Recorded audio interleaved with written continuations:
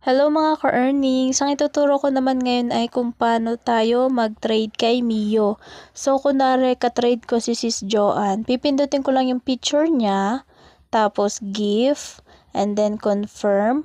Tapos, ang pipindutin po natin ay kapag kasi first pinindot nyo yung minsan na pupunta sa Lucky. Lagi nyo pong tandaan na kapag makikipag-trade, ang panghagis po natin ay ang Mio. So, ito po yung mga pang-trade. Ang pinakamababa ay worth 10 beans. Ito siya, yung Little Love. So, marami dyan. May mga, makikita nyo naman kung magkano yung iti-trade nyo. May worth 10 beans, may worth 30 beans, and then so on. Tapos, kapag, di ba napili nyo na, kunwari iyan, tapos, pipindutin nyo lang tong red dito sa baba, dito sa pinakagilid, at masisend na po yun. Ganun po ang trading dito kay Mio.